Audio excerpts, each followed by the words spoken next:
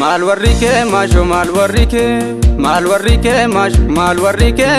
malwarrike masho malwarrike mash sihegani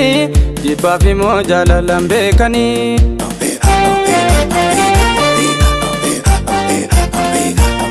malwarrike masho malwarrike mash malwarrike masho malwarrike mash jida jiksu si jaladde mafsirana tiksu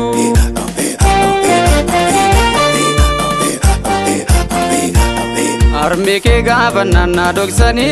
yadaf kalbi kiyana goksani amma gana nufi chapse karra wala garra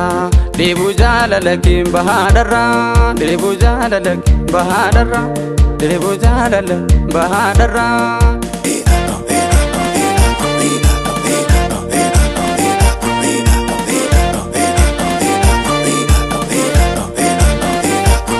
Ya dab ya dong kabdu masho rafte kiya galbin gibe gamatafte wada wali kabna yo yadatte wallahi nan dabdu na jalatte sif jechana na yeshanan gibe masho jimma kottu dawadibe bari lafa kottu ya sajabi nafsi nadan kutu harki rabbi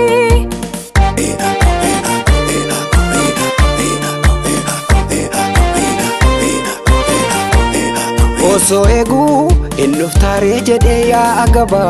infayine jalala kefa masjaba gaba yolalani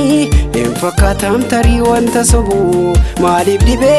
jarsi baye kan isaf sosobu malwarike malwarike malwarike malwarike malwarike malwarike amana ke bare malarkike malwarike malwarike dawala sabiki gororike malwarike amana ke bare malarkike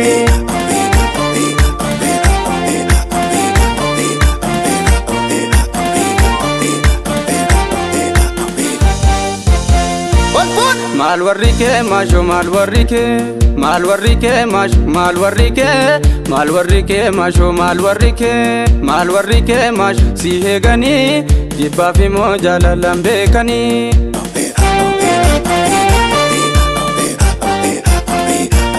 malwarrike masho malwarrike mash malwarrike masho malwarrike mash jida jiksu si jaladde mafsirana tiksu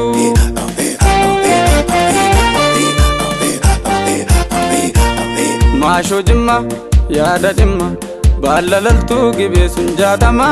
kiya kalbin si arguf rafama jogorsi dimat dandi lafa malarrafa feda laltun goge feda jabu jalala shef male diben kabu feda laltun goge feda jabu jalala shef male diben kabu akkat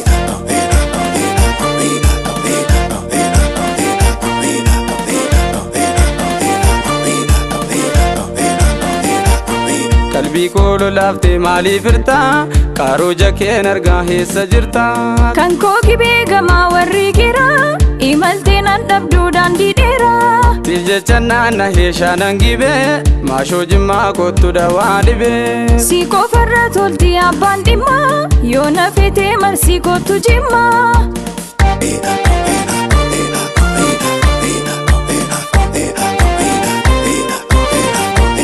Kansa qalbiin amala ishee sanarraa qabamte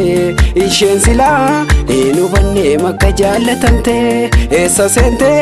isa jalaa fuutee gaafa qalbii isa hiitee ofii ishee burraaqxi makka jabbii maal warri kee hammannaa kee baree maal harki kee maal warri kee dawwaadha saabbeeki gororri kee maal warri kee hammannaa kee bare maal harki kee maal warri kee